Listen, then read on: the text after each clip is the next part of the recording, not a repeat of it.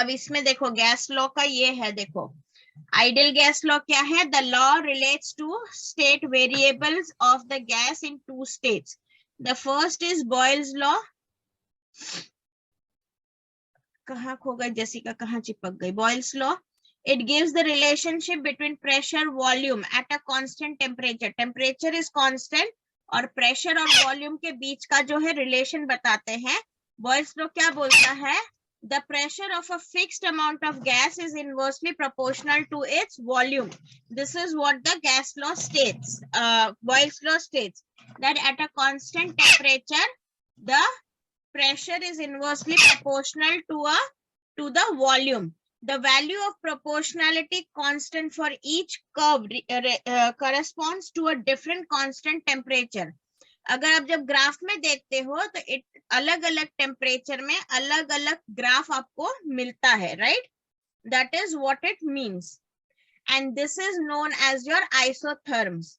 Mathematically, it can be written as P is directly inversely proportional to 1 by V, or P is equal to K by V, where K is the constant, or PV is equal to K. As PV increases, the corresponding temperature will also increase. Clear? हमने ये graph में देखा था, यहाँ पे image is not yet come up. जैसे जैसे graph में if you see when you have the PV increasing, the temperature will also increase. Next comes your Charles law. Charles law states it is the relationship between temperature and volume that at constant pressure, when the pressure is constant, the volume of a fixed mass of gas, means the gas being fixed, sorry, the pressure being fixed, the volume of the mass of that gas is directly proportional to the absolute temperature. So we get it. V is directly proportional to temperature. V is equal to KT, where K is the constant, or K is equal to V upon T. ठीक है, ये दो law हो गए, Boyle's law, Charles law. अब गेल यूजेक law है. गेल यूजेक law क्या बोलता है?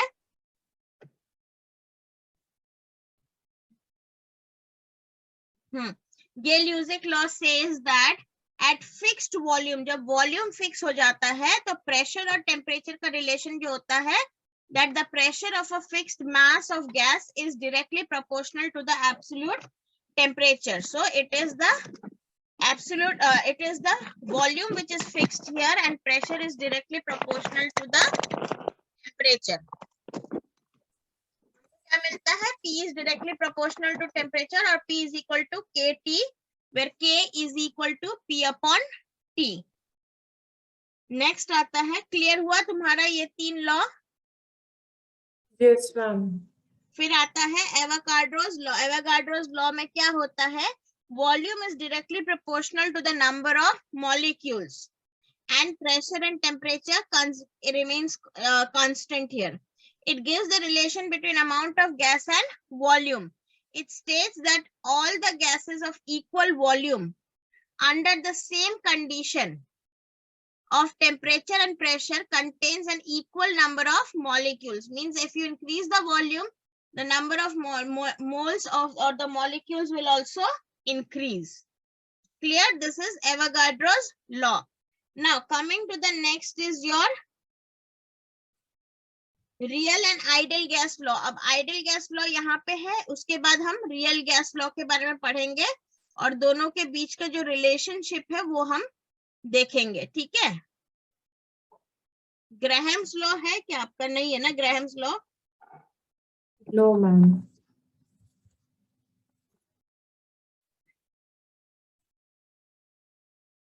एक मिनट.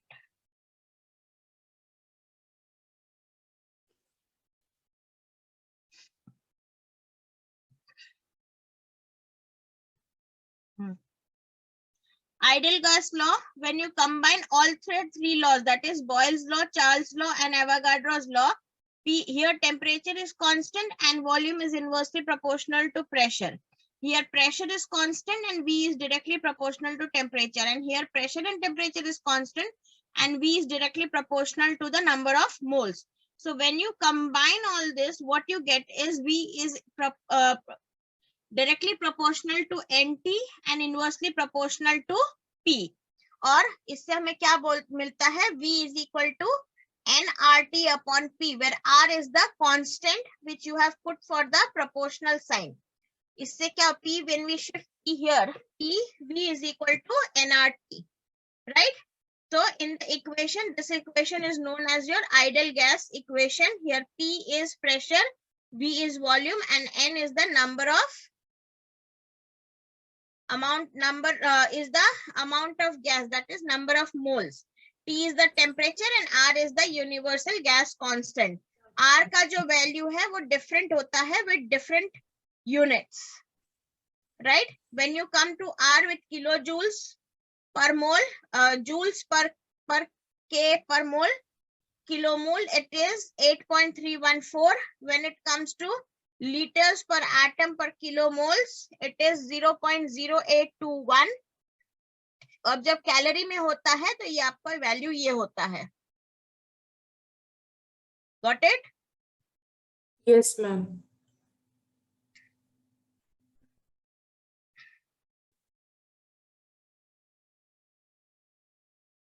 वेरिएशन है.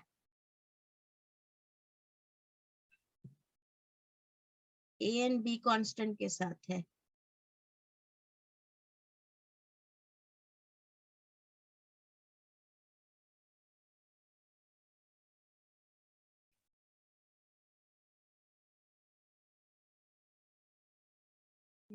ये वाला है. Okay, coming to the next is real gas. Here it is, the second point is difference between real and ideal gas in detail that we have done right now. Ideal gas का in detail we have done, real gas we are doing including van der Waals constants AB. तो ये अभी हम करेंगे, ठीक है. अब real gas क्या है? The assumption taken for ideal gas becomes invalid in the case of real gas. जो हमने assumption किया था वो यहाँ पे wrong हो जाता है. We thought that in ideal gas there is no interaction between the molecules, but then that is not true. There is interaction between the molecules. Then the volume of the gas's molecule is negligible compared to the entire volume of the gas. Gas का एक molecule का weight जो होता है, जो क्या बोलते हैं वॉल्यूम, एक मॉलिक्यूल का जो वॉल्यूम होता है वो हम नेग्लिजिबल कंसिडर करते हैं बिकॉज वो बहुत छोटा होता है in the case of ideal gas law, but then that is not true. The molecular interaction can not be ignored in real gas because it is a gas. Gas का बोलते हैं इंटरेक्शन है but बहुत negligible है, but we can not totally disagree with that कि वहां पे interaction बिल्कुल नहीं है. There is interaction. Attractive force with a long range and repulsion force with a short range. बराबर, यहाँ पे अट्रैक्शन क्या होता है, लॉन्ग रेंज में होता है. इधर मॉलिक्यूल है और दूसरा मॉलिक्यूल इधर है तो अट्रैक्शन बहुत लॉन्ग में होता है और रिपल्शन क्या हो जाता है, वेरी शॉर्ट. जैसे पास में आता है वो भाग जाते हैं. सो रिपल्शन यहाँ पे शॉर्ट रेंज में होता है. The interactive force present in real gas are negligible when they are apart. जो इंटरैक्शन दोनों के बीच का होता है वो नेग्लिजिबल होता है क्योंकि वो बहुत दूर होते हैं. But when the molecules are brought closer, attractive force starts to develop. जब हम गैस को कंप्रेस करते हैं मतलब क्या करते हैं, मॉलिक्यूल को पास लाते हैं, राइट? तो मॉलिक्यूल को जब पास लाते हैं उनके बीच में अट्रैक्टिव फोर्स बढ़ जाता है. हमने कार्बन डाइऑक्साइड का सॉलिड स्टेट भी देखा है, राइट? Dry ice. वो क्यों होता है, जब हम कार्बन डाइऑक्साइड को कंप्रेस करते एकदम पास ले आते हैं तो इनके बीच का इंटरेक्शन बढ़ जाता है और इसकी वजह से वो सॉलिड स्टेट में हो जाता है. तो सेम यहाँ पे ये स्टेटमेंट बोलता है कि जैसे ही आप क्लोज लाओगे तो उनके बीच का जो अट्रैक्शन फोर्स है वो डेवलप होने लगता है.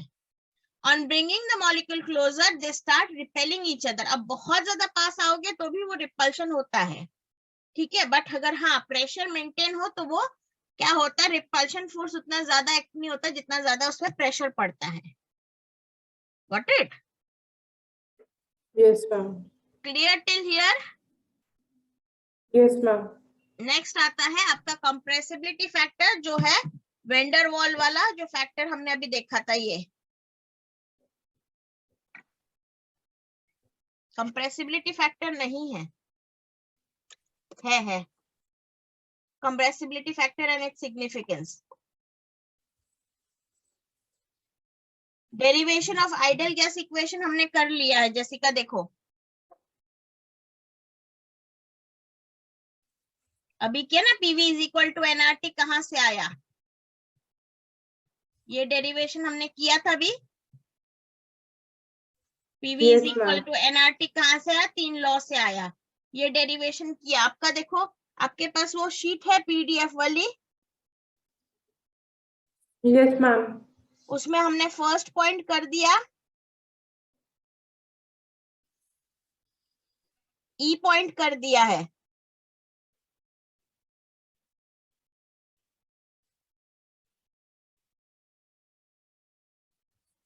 हो गया है। Yes, ma'am. Difference between ideal and real gas भी अभी हमने किया। अभी कंप्रेसिबिलिटी फैक्टर और वेंडर वॉल्स कर रहे हैं। अब कंप्रेसिबिलिटी फैक्टर क्या है? The compressibility factor is a measurement of a deviation from the ideal behavior and it is denoted by Z. जो ideal behavior से हटके जो हो रहा है, deviation हो रहा है गैस में, उसको हम बोलते हैं compressibility factor और उसको Z से डोनेट करते हैं। It is represented by Z is equal to V real upon V ideal. मतलब Z को जो रिप्रेजेंट करते हैं वो V real, volume of the real divided by volume of the ideal. इसके कुछ की पॉइंट्स है यहाँ पे, ये रहे की points. There is no contact between the molecules when the pressure is exceedingly low. दो मॉलिक्यूल के बीच में बिल्कुल कांटेक्ट नहीं होता जब प्रेशर एकदम लो होता है। At that point the value of Z is 1. इस पॉइंट पे Z का वैल्यू 1 हो जाता है। Got it? Yes, ma'am. When the pressure is low or moderate, जब लो होता है, बहुत लो होता है तो Z का वैल्यू 1 हो जाता है। जब लो हो जाता है the compressing or real gas to a large volume, जब रियल गैस को जो कंप्रेस होता है बहुत ज्यादा वॉल्यूम में होता है, in that case the value of Z is less than 1. Why? Because यहाँ पे वैल्यू जो बढ़ जाता है और नीचे वाला वैल्यू कम हो जाता है, so it is less than 1. When pressure is high, the repulsion takes over, making it difficult to compress the real gas. जब प्रेशर बहुत ज्यादा हाई होता है तो रिपल्शन फोर्स ज्यादा हो जाता है, तो कंप्रेशन जो है रियल गैस का वो डिफिकल्ट हो जाता है। इसकी वजह से क्या होता है, वॉल्यूम छोटा हो जाता है, वॉल्यूम स्मॉलर होता है और इसकी वजह से Z का वैल्यू जो होता है ग्रेटर देन 1 होता है। Clear? Yes, ma'am. For an ideal gas, the value of Z is always 1. Ideal gas के लिए हमेशा Z का वैल्यू 1 होता है, मतलब फर्स्ट कंडीशन एप्लीकेबल होता है। फॉर रियल गैस, अगर रियल गैस की बात करें तो Z is equal to PV upon NRT। तुमको क्या समझ आया तो हूं कर रहा है, बहुत पंडित बन चढ़ा है। हाँ बेटा, for real gas PV is upon NRT है Z का value. Variation of Z with PT, P and T। अब प्रेशर और टेम्परेचर बढ़ाने या घटाने से Z पे क्या इफेक्ट पड़ता है?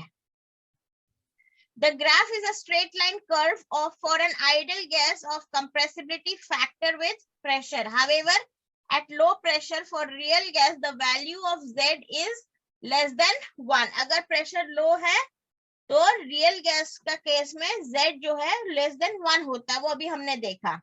ठीक है, अगर प्रेशर हाई होता है तो Z becomes greater than 1. Keep on increasing. On further increasing the temperature, the graph tends to more towards Z is equal to 1, that is ideal gas. अगर आपने प्रेशर बढ़ाया और टेम्परेचर भी बढ़ाना शुरू किया तो ये जो Z ग्रेटर देन 1 है वो मूव करेगा किसकी तरफ? Z is equal to 1 और ideal real gas will get converted into ideal gas. Clear? Yes, ma'am.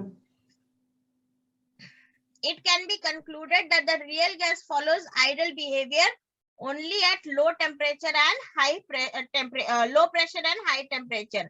अब इससे हमें क्या पता चला, रियल गैस जो है वो हमेशा कौन से कंडीशन में वो एप्लीकेबल रहेगा, जब प्रेशर कम होता है और टेम्परेचर ज्यादा होता है, तभी Z is equal to 1 हो जाता है. The main point to be noted is that on increasing and further increasing the temperature, a real gas will not be converted to an ideal gas. Got it? Yes, ma'am. This is characteristic temperature. There is a characteristic temperature at which a gas follows ideal behavior. This temperature at which the gas follows ideal behavior is called the Boyle's temperature. जिस temperature पे आपका idol gas जो होता है, gas जो होता है idol gas का वो बिहेव करता है, आइडल गैस की तरह बिहेव करता है, that temperature is known as Boyle's temperature. Got it? Yes, ma'am.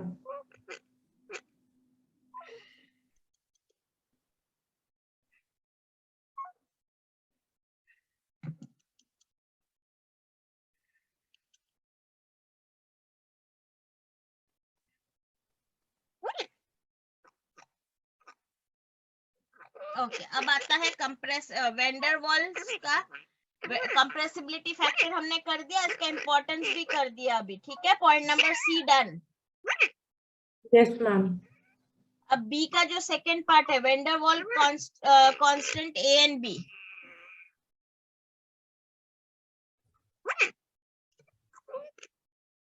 After correction of the pressure and volume terms, the ideal gas equation can be formulated as.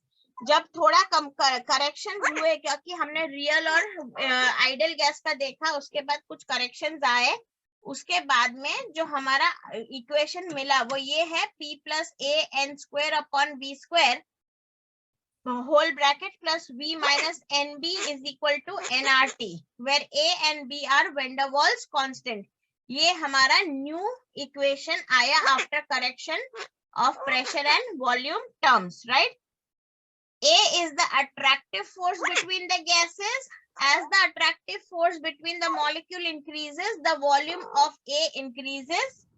Obviously, जैसे जैसे attraction force A होगा, तो volume उसका increase होगा.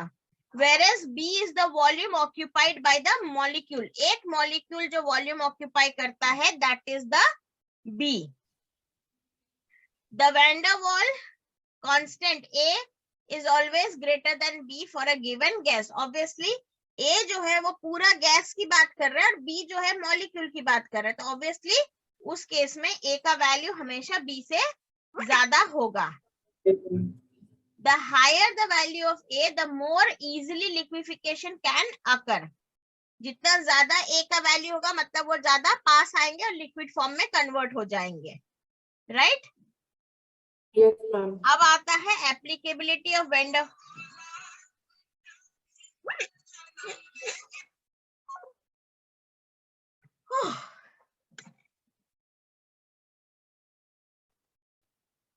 आज योगी गुस्सा था मेरे से.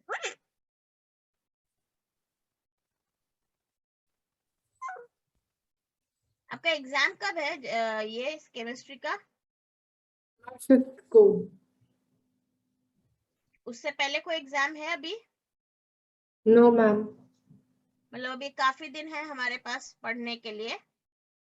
आज 1st, 2nd, 3rd, 4th, 5th तो एग्जाम है, मतलब 4 दिन है. तो आज मैं ये स्टेट ऑफ मैटर करवाऊंगी. कल एस और पी ब्लॉक में कुछ करवाने जैसा नहीं है, राइट? Yes, ma'am. वो तो आपका लर्निंग है. उसके बाद कौन सा करवाना है मुझे बता दो. मैम इक्विलिब्रियम, और मैं कल आपसे वो भी पूछ लूंगी, हाइड्रोकार्बन्स के जो डाउट्स होंगे.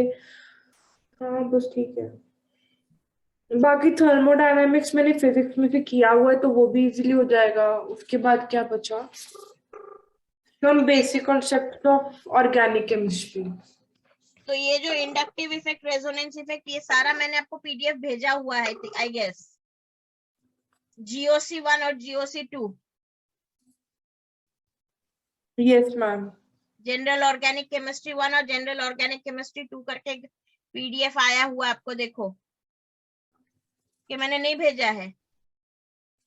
हम भेजा तो है, 1 मिनट में चेक करती हूँ अगर दोनों हैं। देख लो, नहीं तो मैं भेज देती हूँ। पूरा ऑर्गेनिक केमिस्ट्री भेज दूं? Yes ma'am. ठीक है, चलो भेज देती हूँ मैं।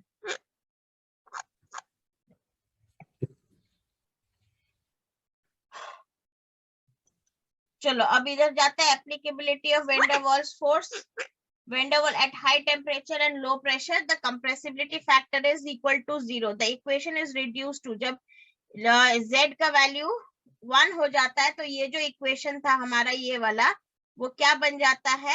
वो सीधा हो जाता है PVM is equal to RT, right?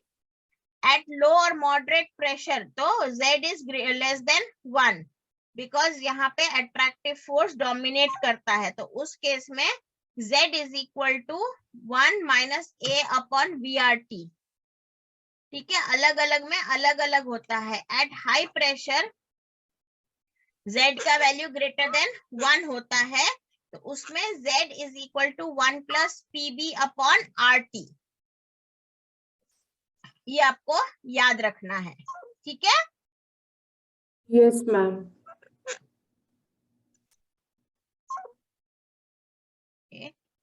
Deviation of partial pressure आता है ऑफ गैस.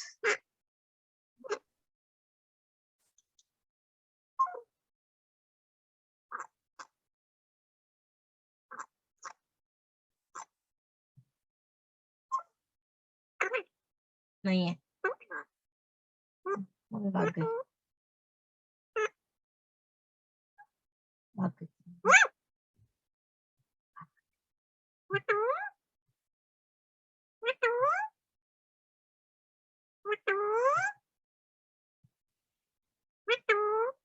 नहीं है, नहीं है,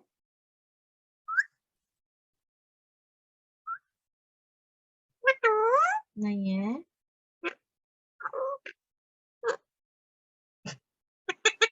औसत में पागल मिठू का है.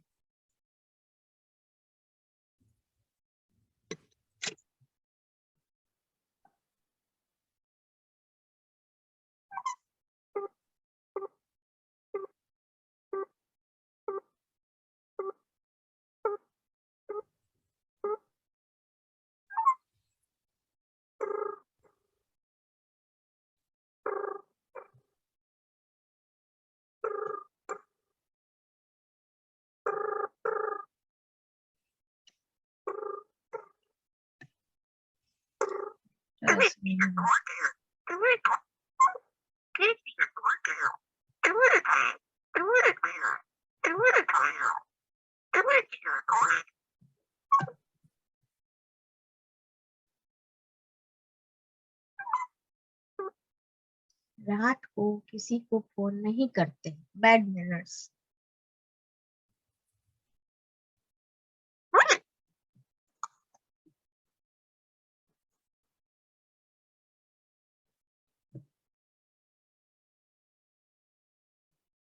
ओके, पार्शियल प्रेशर जो है in terms of mole fraction वाला जो टॉपिक बचा हुआ है, right? Derivation of partial pressure of component is in P total into mole fraction of the component. ये वाला जो बाकी है वो हम देख लेते हैं यहाँ पे, and then we'll move further. Calculations के साथ, पर टॉर्स में है, रुक जाओ, टॉर्स में you are not there.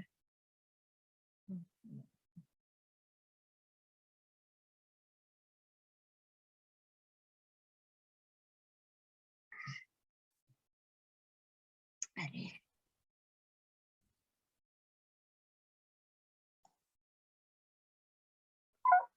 wait, you won't be able to hear it.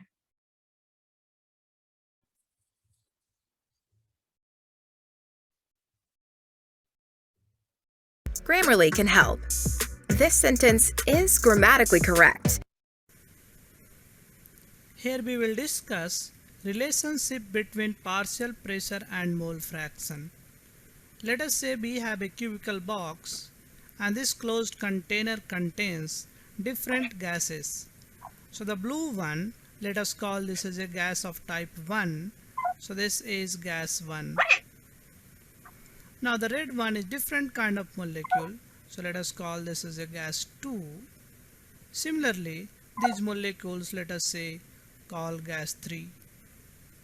So now this molecule, basically this box contains a mixture of gas molecules. So I can say container contains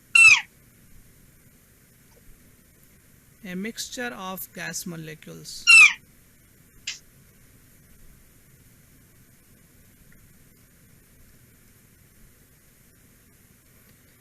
Now let us say moles of gas 1 is N1. So what is N1? N1 is the mole of gas 1. Moles of gas 1. Similarly, I have N2, that is moles of gas 2. And let us say N3 I have, that is moles of gas 3. Similarly, if possible, we can have more number of moles. So we can define total number of moles. So total moles, this is equals to N1 plus N2 plus N3. Now we define something called mole fraction. So mole fraction is nothing but, so if I say mole fraction of component 1 or gas 1, and in short this is denoted by X with a subscript 1, this is mole of 1 divided by total mole. So mole of 1 is N1, and this divided by total mole N1 plus N2 plus N3, or we can call this as a N tot. Total mole can be written as N tot. So this is nothing but N1 divided by N tot. Similarly, we can write mole fraction of gas 2. This is equals to X with subscript 2, and this is again N2 divided by total moles N1 plus N2 plus N3. So we will have N2 divided by N tot. If possible, we can again write for N3 mole fraction of component 3.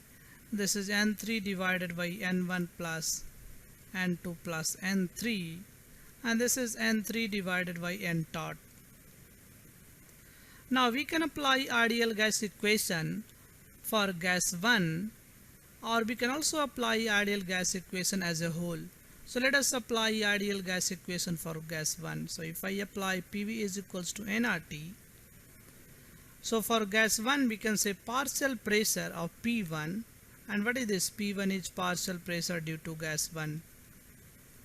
So partial pressure due to gas 1. So we can write P1 into V because volume is total. So let us say gas container has a volume of V. So V is basically container volume.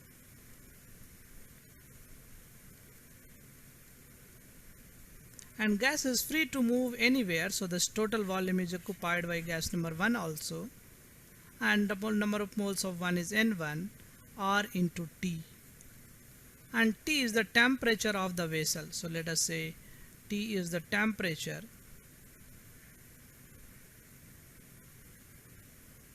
of vessel. Now we can also apply ideal gas equation as a whole. So this I have applied ideal gas equation for gas 1. We can also apply as a whole. So let us apply ideal gas equation as a whole. Then we can say total pressure into volume. This is equals to total number of moles into R into T. So this is equation number 2. Now if we divide equation 1 by equation 2, so we will have P1V divided by P tot into V N1RT divided by N tot into R into T, where P tot denotes the total pressure inside the box. So P tot basically denotes total pressure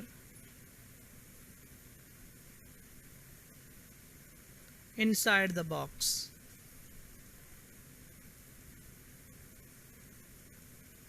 Now if I divide these two, V goes out, RT here goes out, so we will have P1 by P tot.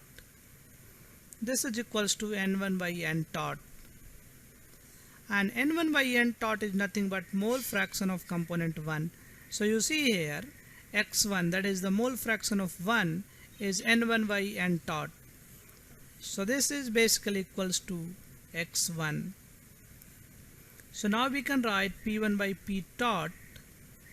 This is equals to X1, or we can write P1 is equals to P tot into X1. Now this relation is important. What is the meaning of this equation is partial pressure due to 1, partial pressure due to gas 1 is equals to total pressure multiplied by the mole fraction of gas 1. Mole fraction of gas 1. This means if I know the mole fraction and if I know the total pressure, we can calculate the partial pressure. And let us say one example. In air, we know there are 78% is nitrogen. So mole fraction of nitrogen in air, that is 78%, that is 78 by 100. So this is 0.78. So this means we know mole fraction of nitrogen in air. So let us say this is given. Mole fraction of nitrogen in air, this is equals to 0.78. And we also know total pressure, environment total pressure. So total pressure is 1 atmospheric pressure. So total pressure, and this is equals to 1 atmospheric pressure. So now we can calculate what is the partial pressure due to nitrogen. So partial pressure due to nitrogen, that is PN2,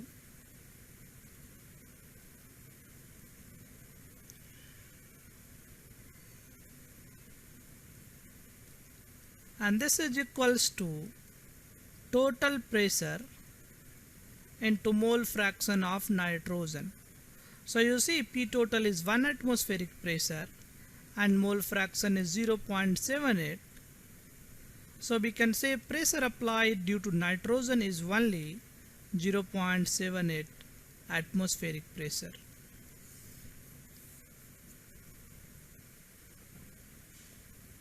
So this means if total pressure and mole fraction is given, we can calculate partial pressure. Sometime partial pressure and mole fraction is given, we can also calculate total pressure. So if I rearrange, so we will have P total is equals to Pn2 divided by Xn2, or we can say P1 divided by X1. So P total can also be calculated using this formula, P1 divided by 1. So that is partial pressure of 1 divided by mole fraction of component 1. I never realized how important communication skills are till I started working. Growing up, I hardly spoke.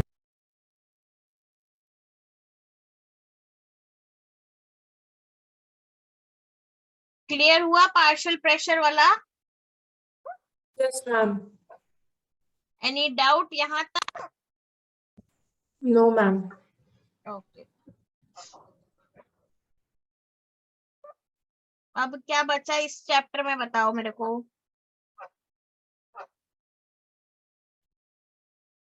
मैं तो कुछ नहीं बता. अब आपका learn करना है. Yes, ma'am. Back exercise तो खुद कर लूंगी मैं. Conditions under which gas shows ideal behavior and faulty postulates of kinetic theory, वो आपको लर्न करना पड़ेगा. Still, if you want, I can explain it.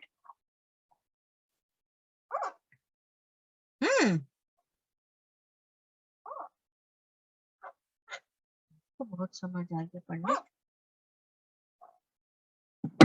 आप योगी को कह तू मेरा पेपर लिखा है। क्योंकि पेपर तुम्हारा पेन फाड़ के पेज फाड़ के मैडम को फाड़ के आ जाएगा। योगी मैं तेरे को 100 पेन्स का गिफ्ट दूंगी, प्लीज मेरा पेपर लिखा। Okay, ये kinetic theory of gas, the postulates of kinetic theory of gas are given below.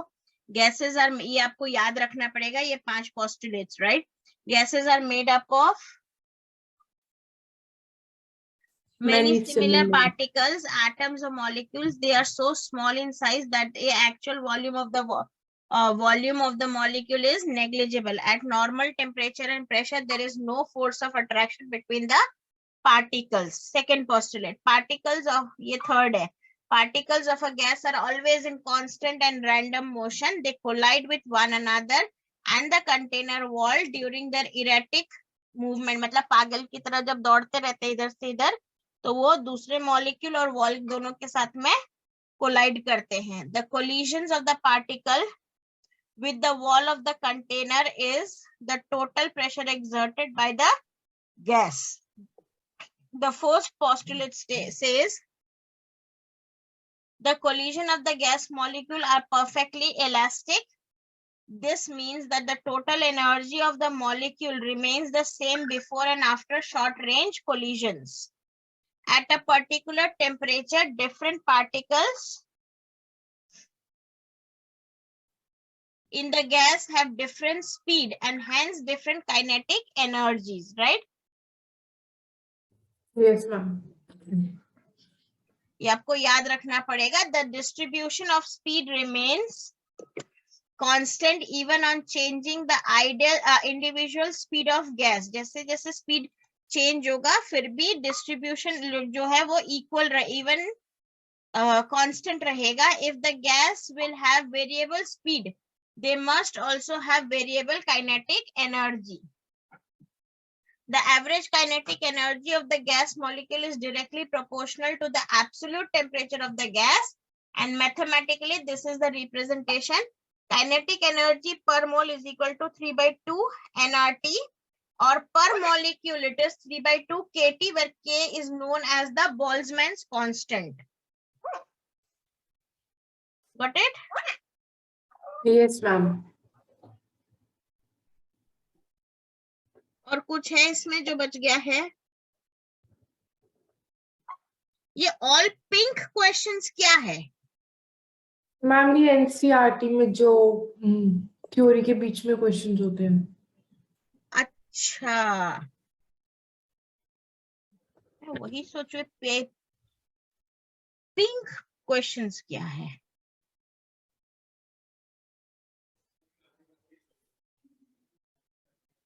NCERT तो मुझे आज तक समझ ही नहीं आया ना, मैंने कभी खोला है, सच बोलूं ना तो मैं. सेम. लोग बोलते हैं NCERT is my Bible, but I don't feel it as a Bible. हम वैसे सही में मेरे को लगता है कि एनसीईआरटी से ना फालतू बुक हो नहीं सकती कोई. ये ग्राफ सारे कर लेना है, यहाँ पे लिखा हुआ है ग्राफ जो है बॉयल्स लॉ और सब लॉस के जो ग्राफ्स होते हैं वो जरूरी है. यस मैम, मेरे पास पढ़े हैं. Yes ma'am. फिर ये वाला जो क्वेश्चन है, ये देखो, बलून इज फील्ड, ये वाला पिंक क्वेश्चन ना. Yes ma'am. ये देख के फिर प्रैक्टिस कर लेना एक बार. Yes ma'am. ये वाला भी है न्यूमेरिकल्स. इन क्वेश्चंस तो ऐसे बोला जैसे बड़े प्यारे प्यारे क्वेश्चंस होंगे, सीधा लिख देते न्यूमेरिकल. हाँ वही ना, पिंक क्वेश्चन इतने अच्छे लग रहे हैं कि सुन के टर्म्स ऐसे अच्छे लग रहे हैं कि पिंकी पिंकी है कुछ. हाँ बेटा ऐसे ही होता है, देखो तो धोखा देते हैं हमको. मैम पता है जब टीचर ऐसे भेजते हैं ना इम्पोर्टेंट टॉपिक्स पूरे चैप्टर के, वो सब टॉपिक्स लिख के सबको अंडरलाइन करके ये लो इम्पोर्टेंट टॉपिक्स कर लो. पर मेरे को आज तक समझ नहीं, मैंने आज ही मेरे 7th के बच्चों ने पेपर दिया, बट मेरे पास कभी ऐसे इम्पोर्टेंट करके कुछ नहीं आया है. Gas possesses characteristic critical temperature which depends on the magnitude of intermolecular force between the gas particle. Critical temperature of ammonia and carbon dioxide is 405.5 Kelvin and this Kelvin respectively. Which of this gas will liquefy first? Obviously ammonia. Temperature high है. Yes, ma'am. When you start cooling to 500 Kelvin, obviously ammonia will liquefy first because the critical temperature will be reached first. Liquefaction of carbon dioxide will require more cooling. But obvious है.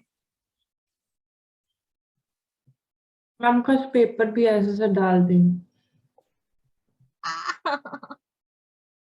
इसके back questions क्यों नहीं है मेरे में? यही है ना? ये Yes, एक्सरसाइज के ma'am. बैक क्वेश्चंस है ये 5.32. ये इसके सॉल्यूशन है Yes, मैम है मेरे पास. नहीं तो उसमें मिल जाएगा एग्जाम्पलर ये इस पे माय सीबीएसई गाइड पे. पता है माय सीबीएसई गाइड? थोड़ा बहुत. थोड़ा बहुत रुक जाओ दिखाती हूँ. मेरे यहाँ टेररिज्म चल रहा है. देखो गूगल पे जाना, my CBSE guide class 11 type करना, फिर यहाँ पे देखो ये दिखेगा mycbseguide.com. यहाँ पे क्लिक करना. नोट भी है. हाँ वाव. नोट भी है. इसमें आपको सब सब्जेक्ट मिलेगा. Physics, chemistry, maths, biology, accountancy, economics, अर्थशास्त्र, सब है मिलेगा. इस पे जाना, व्यू माय कोर्स पे जाना, इसको क्लोज करना. ठीक है. फिर यहाँ पे आपको मिलेगा syllabus, sample papers, last year paper, user submitted papers, ये सब पुराने पेपर्स हैं. फिर आपको चैप्टर जाना, ये स्टेट्स ऑफ ये क्लिक करना, इस पे साइन इन करना. कोई भी गूगल आईडी पे से साइन कर देना, जो लॉगिन होगा उस पर साइन कर देना. कोई जरूरत नहीं है कोई पर्टिकुलर चाहिए आपको. फिर उस पे देखो रिवीजन नोट्स भी है आपको, क्विक रिवीजन, सब कुछ मिल जाएगा. देखो वाव मैम, ये तो बहुत ही सुंदर चीज पता चल गई. Legal notice. फिर आप बैक जाओ. फिर ये टेक्स्ट बुक पूरा मिलेगा. ये पीडीएफ है पूरा टेक्स्ट बुक का. इंपॉर्टेंट क्वेश्चंस है सीबीएसई के, वैल्यू बेस्ड क्वेश्चन है. टेक्स्ट बुक का पूरा सोल्यूशन है. ये एग्जाम्पलर है. एग्जाम्पलर मतलब ये एक्स्ट्रा क्वेश्चंस जो इस चैप्टर से रिलेटेड आपको आ सकते हैं, एमसीक्यू से लेके सब कुछ मिल जाएगा आपको. यहाँ पे बहुत सारे मिलेंगे आपको. जाते जाओ, थक जाओगे प्रैक्टिस के लिए. देखो दिख रहा है 54 क्वेश्चंस है आपको सॉल्व करना हो तो. फिर वीडियोस जो मैं दिखाती हूँ, एग्जाम फियर वाले वीडियोस है यहाँ पे, वो सारे हैं आपके डाउट सॉल्व करने के लिए. उसके बाद में आपके यहाँ पे जाओ, टेस्ट पेपर्स देखो यहाँ पे है, टेस्ट पेपर्स मिल जाएंगे. इसको लॉक को खोलने के लिए you need to pay, but one paper is free, so you can solve it at the end. Ultimate you can solve it. See यहाँ पे दिया गया है क्वेश्चन 7 और यहाँ पे उसके सोल्यूशन भी दिए गए हैं.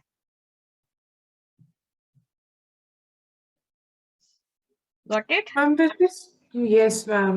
मैम वैसे अगर स्टडी मटेरियल पे कोई कॉपीराइट मारे ना, फिर तो मतलब पागल ही हो तुम. हाँ वही है, क्या करे बताओ.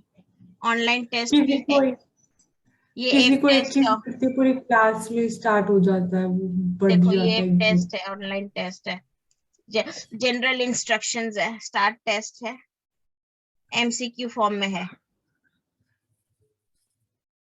ठीक है, यस आधे मैम. घंटे का.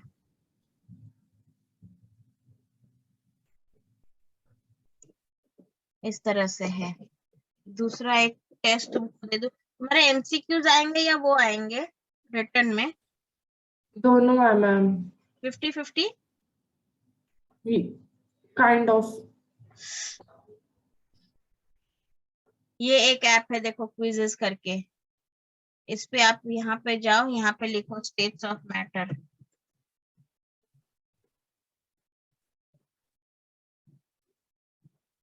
क्लास 11 आपको यहाँ पे मिलेगा. क्लास 11 से रिलेटेड देखना पड़ेगा, बट आपको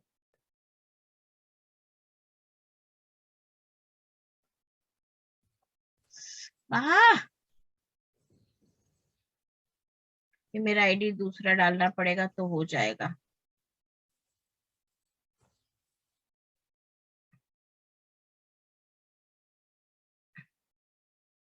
इसमें भी बहुत सारे मिल जाते हैं आपको क्विजेस। लगा मुझे, मुंह नहीं लगा मुझे। देखना पड़ेगा इसमें क्लास 11 क्या है, कौन सा है, उसके अकॉर्डिंग आपको मिलेगा यहाँ पे।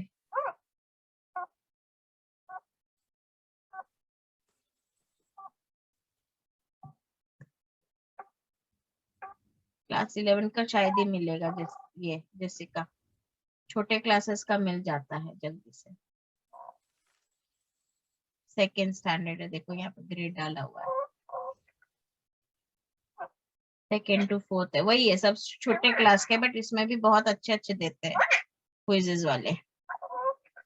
नहीं है तो but you can go with this exemplar में extra questions you can practise if you have time. नहीं है, भाग गया तेरा मिठू, भाग गया। Got it?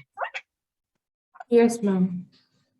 और कुछ ये चैप्टर से अब कल कौन सा चैप्टर करना है?